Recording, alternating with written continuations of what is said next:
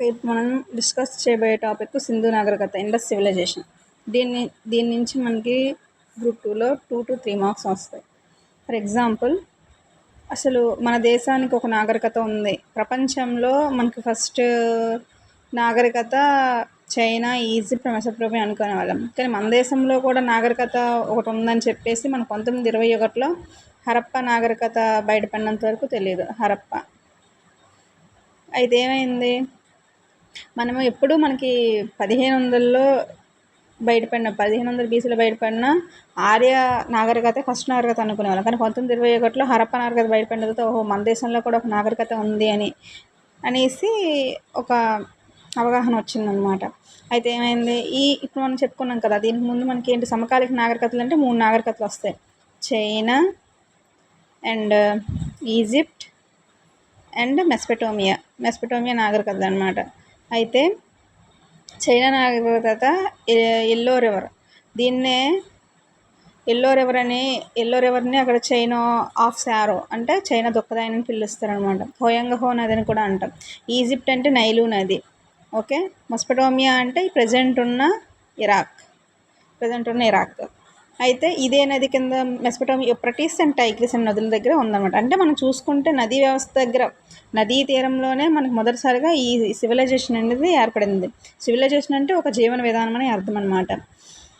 అయితే మనం మెసోపొటేమియాతో వ్యాపార సంబంధాలు పెట్టుకున్నాం. అంటే దీంతోనే వర్తక వ్యాపారం చేసినట్టు మనకి ముద్రికలు లభించాయి.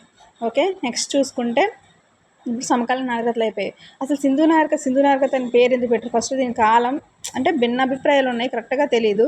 2500 నుంచి 1750 అని చెప్పింది ఆర్ఎస్ శర్మ చెప్తాడు. బట్ దీన్ని మనం ప్రజెంట్ అందరం ఏకీభవిస్తున్నాం ఆర్ఎస్ శర్మ చెప్పిందే. అయితే సింధు నాగరికత ఎందుకు పేరు వచ్చిందంటే, ఈ సింధు నది తీరంలో మనకి సింధు, సరస్వతి 2 నదుల తీరం లోయల్లో కూడా మనకి ఈ సైట్స్ బయటపడతాయి. బట్ ఫస్ట్ సైట్ హరప్ప అనేది సింధు లోయల్లో బయటపడడం వల్ల దీన్ని సింధు నాగరికత అని, దీన్నే హరప్ప నాగరికత అని, వీళ్ళు ఫస్ట్గా కాంస్యాన్ని వాడడం వల్ల దీన్ని కాంస్యయుగ నాగరికత అని, అలాగే ఇది చారిత్రక పూర్వయుగానికి చారిత్రక యుగం మధ్యలో ఉండడం వల్ల దీని చారిత్రక సంధియుగం అని. అంటే దీంట్లో లిపి ఉంటుంది, బట్ లిపి ఉన్నా సరే మనకు అర్థం కాదు కాబట్టి దాన్ని చారిత్రక సంధియుగం అని అంటారనమాట. నెక్స్ట్ చూసుకుంటే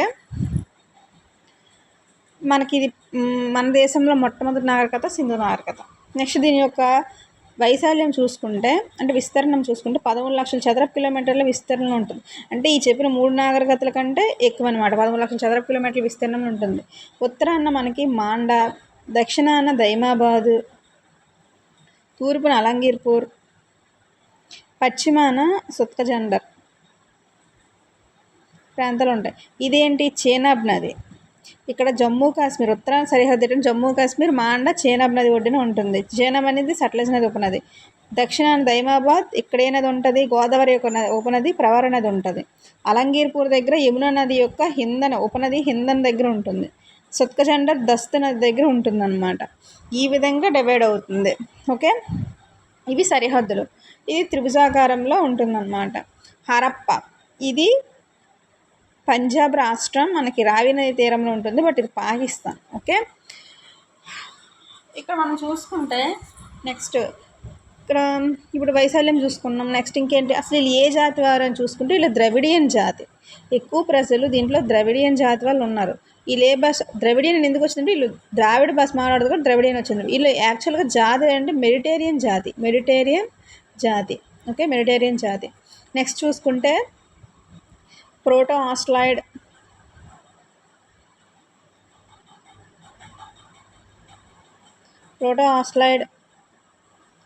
నెక్స్ట్ మాంగ్లోయిడ్స్,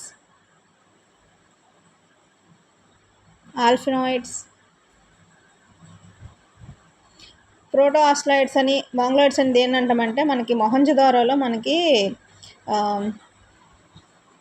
గడ్డపు మనిషి బొమ్మ కనిపిస్తుంది. ఆ గడ్డపు మనిషి బొమ్మలో మనకి అతని యొక్క ఇవి ఉంటాయి అన్నమాట.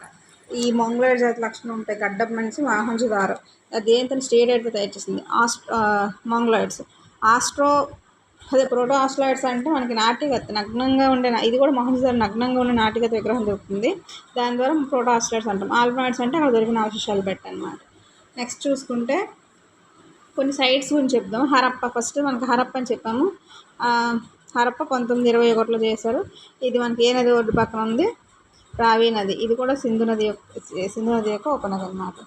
అది ఇక్కడేంటి హెచ్చాకారపు శ్మశాన వాటిక, 6 ధాన్యాగారాలు 2 వరుసల్లో 50x20. నెక్స్ట్ ఒక స్కేలు, కాంస్యంతో తయారు చేసిన స్కేలు అంటే కొలబద్ద. నెక్స్ట్ మనకి హరప్పలో మెయిన్ అయిపోయిన కదా ధాన్యాగారాలు హెచ్చాకారపు. నెక్స్ట్ స్కేలు ఇవి లభించాయి హరప్పలోన. నెక్స్ట్ అదే నగ్నంగా ఉన్న పురుషుని బొమ్మ లభించింది. నగ్నంగా ఉన్న పురుషులు నాట్యం చేస్తున్నట్టు లభించింది ఇక్కడ. నెక్స్ట్ మొహంజదారో అంటే మృదుల దెబ్బ అని అర్థం. ఇది 1922 ఆర్డి బెనర్జీ. ఓకే, అయితే ఇక్కడ ఎవరు ఏం కనుగొన్నారు అంటే మనకి మహాస్నాన వాటిక, మహాధాన్యాగారం. నెక్స్ట్ ఇంకా ఇవి చెప్పాను కదా గడ్డం మనిషి బొమ్మ, నెక్స్ట్ నగ్నంగా ఉండే నాటిగతి విగ్రహం వంటివి లభించాయి అన్నమాట. మొహంజదారో అంటే సింధ్ భాషలో మృతుల దెబ్బ అని అర్థం. ఇదే 7 సార్లు వరదలకి గురయ్యిందని ఉంటుంది. నెక్స్ట్ మనకి చనుహుదారో అనగా మనకు గుర్తు రావాల్సింది ఏంటంటే పిల్లి ఆనవాళ్ళు ఒకటి, కోటలేని నగరం ఒకటి గుర్తు రావాలి. నెక్స్ట్ మనకి ఇంకేం ఉన్నాయి? సొక్క జెండా, లోతలు అనుకో. లోతల్లో మనకి ఇదే కృత్రిమ వాటర్ అనమాట. బొగోరా నది ఒడ్డున ఉంటుంది. ఇక్కడ మనకి వాటర్ అంటే మెసొపొటేమియా యొక్క ముద్రికలు ఇక్కడ లభించాయి. ఇక్కడ హోమగుండం లభించింది, చెస్ బోర్డ్ లభించింది వంటివి లభించాయి ఇక్కడ లోతలు. నెక్స్ట్ బియ్యపు గింజ కూడా ఇక్కడ లభించింది. బియ్యపు గింజ, గుర్రం యొక్క టెర్రకోటతో చేసిన బొమ్మ కూడా ఇక్కడ లభించింది.